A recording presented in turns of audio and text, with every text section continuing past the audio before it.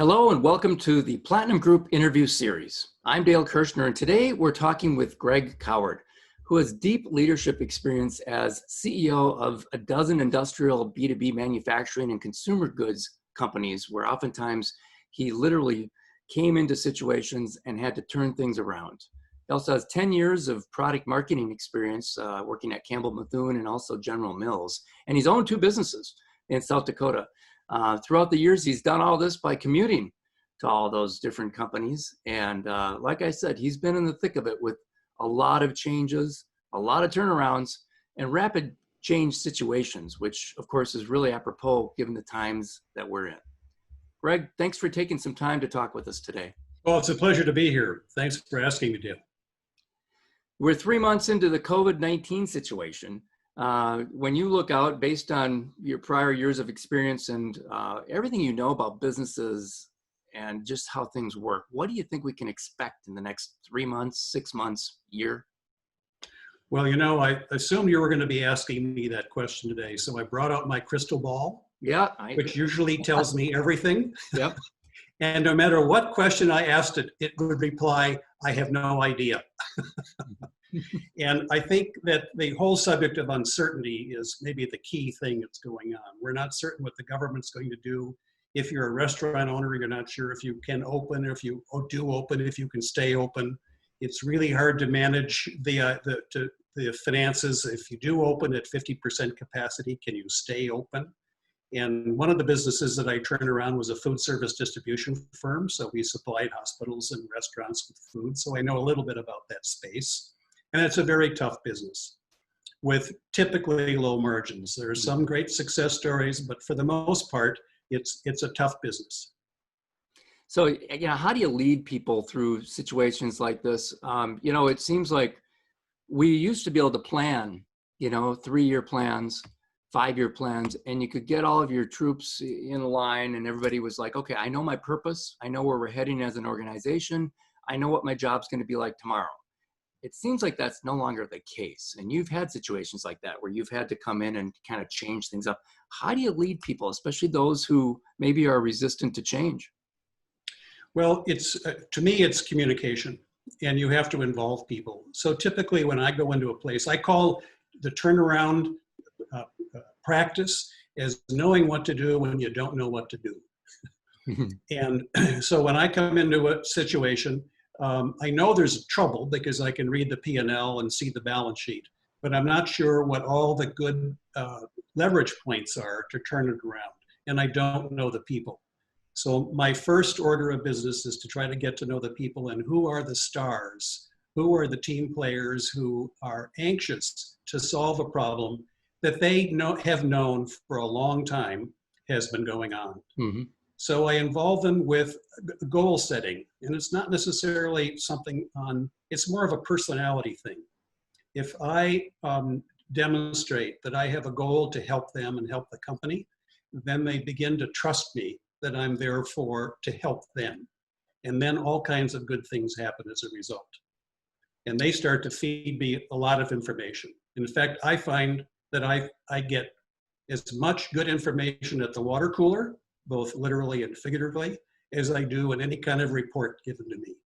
Because I learn all kinds of interesting things. Can you give us an example of a situation where you've come in and you've figured out who the stars are, but what about then needing to change out some of the other people who maybe aren't the stars and are the opposite? How have you done that and still kept everybody comfortable and also focused on heading down the road with you as a new leader who just came into the situation?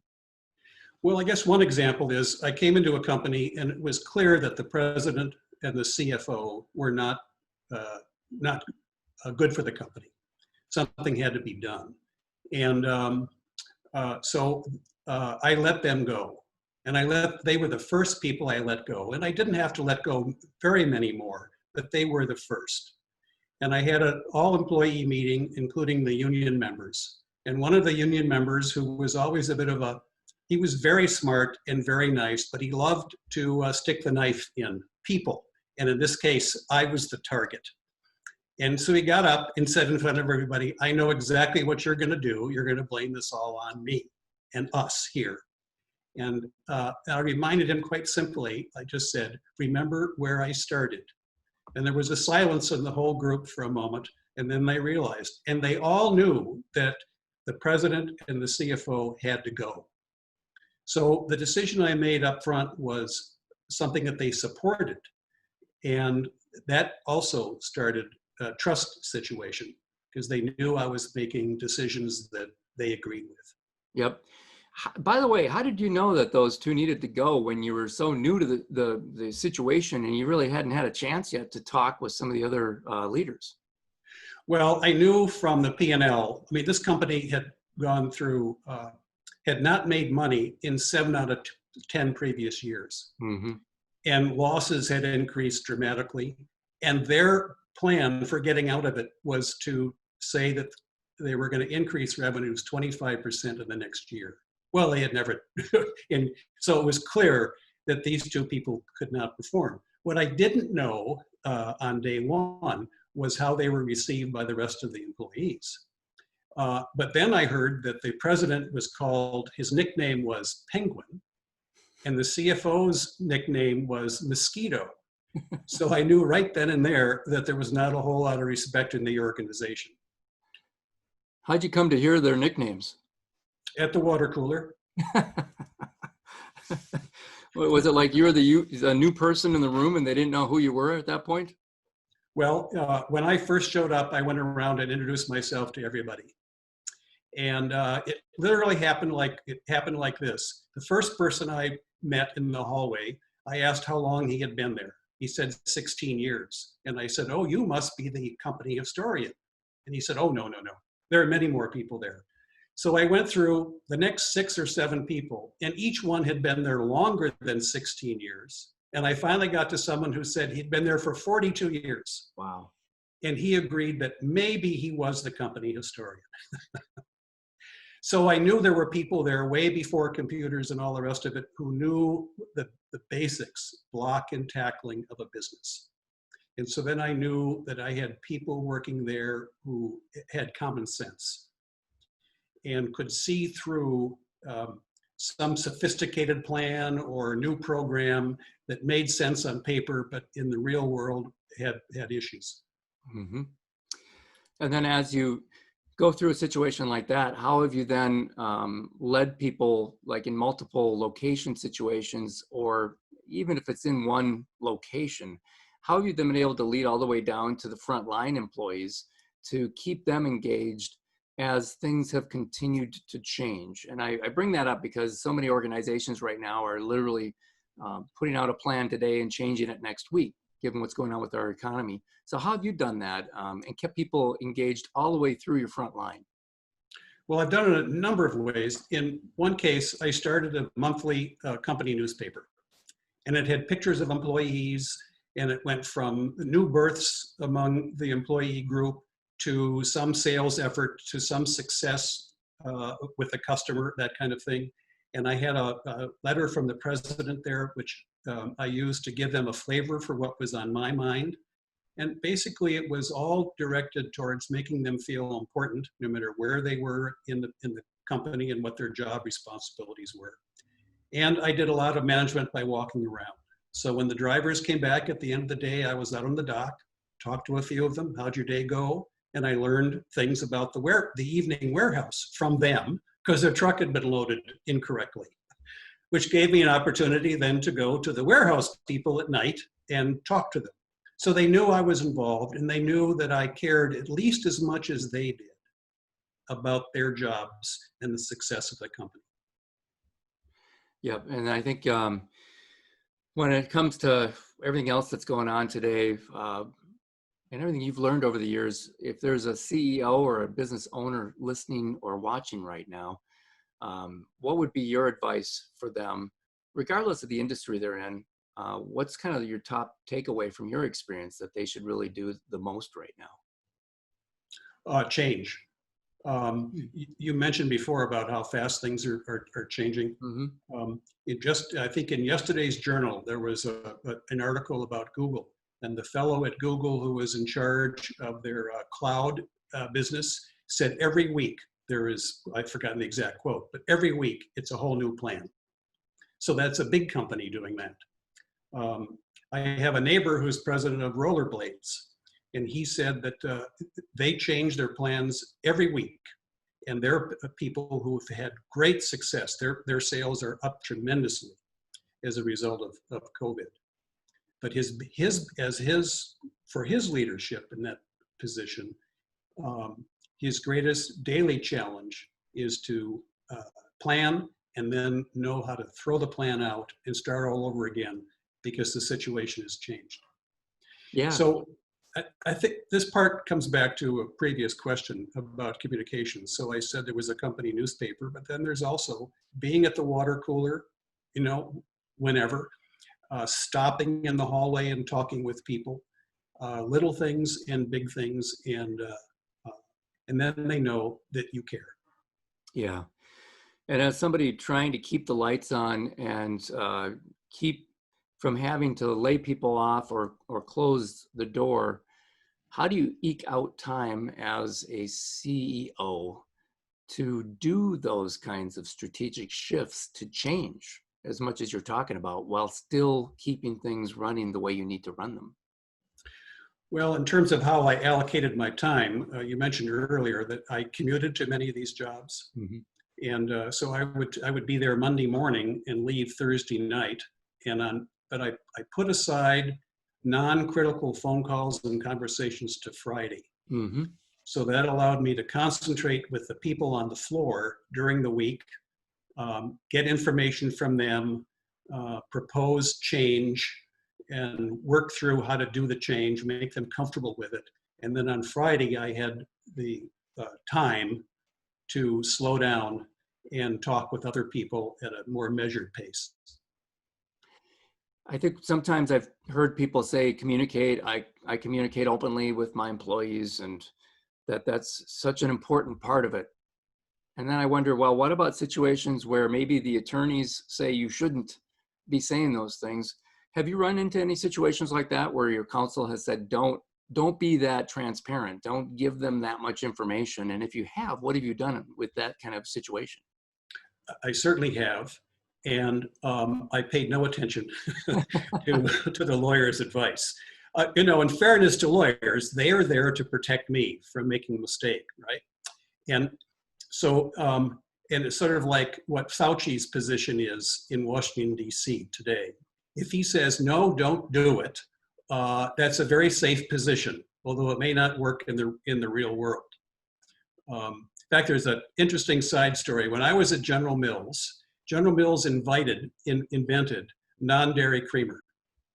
But a lawyer on the staff said, you can't do it. And he had the position paper from Washington, D.C. that said that you could not say that. So then Rich Products in Buffalo, New York, decided not to listen to the lawyer, and the rest is history. It's well over $1 billion company.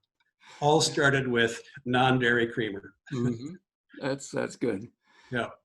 Any other stories, any other examples when you think back over your career that would be a good example to give people today about how to do the kinds of change you're talking about and do it the way it needs to be done? So it's I've had other guests talk about feel free to make mistakes and then try again. How do you do these changes and make as few mistakes as possible? Well, when I'm making changes with people and with responsibilities, I make it a point of asking them if they can do this. Do you know how to do this? And usually they say yes. They've seen it done. They have some sense of it. And they said, well, why don't you give it a try? And often they are reluctant. They're reluctant because they may make a mistake that I may then come down on them for having made the mistake. Mm-hmm. And I'm very open about it. I said, give it a try. If you need any help, come see me. If you make a mistake, that's fine. We'll go and fix it. And I never had to get to say, but if you make it twice or 3 times, you're done. That doesn't work. Because I had faith in their ability to do it. Mm-hmm. And I assumed up front that there might be a mistake or two in there.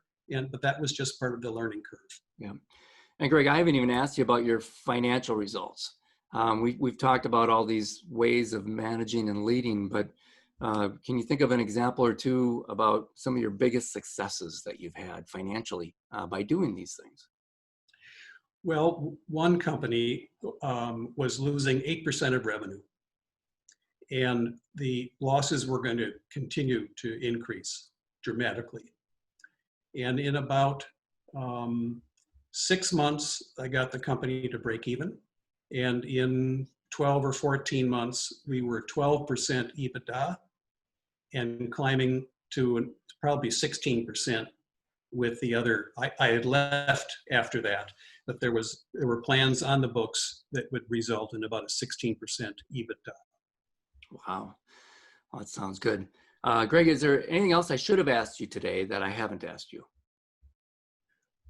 Well, two questions, Dale. One is, what's the best business to be in today? And I would say liquor. Whether you're a mask wearer or a non-mask wearer, liquor stores seem, until the end of mankind, they're going to do very well. But a more serious one would be, what is the greatest risk to a business owner today? And I would say that would be waiting. There is some comfort in the liquidity being supplied by the government today, which allows you to maybe put off until tomorrow, making some plan or change or feeling anxious about it. But I think that's a false comfort, because I think there's going to be a tsunami of trouble ahead, whether it's with the U.S. debt or whether it's the debt with companies. This is not sustainable. And I think we're all going to get a good lesson on whether the modern monetary theory actually is true. Yes. Yeah. Yeah. It's going to be very interesting. I think as you were just mentioning that, I was wondering, how have you gone about getting trusted advisors over the years to help you with situations, especially those where maybe you weren't familiar with everything going on in a company that you parachuted into?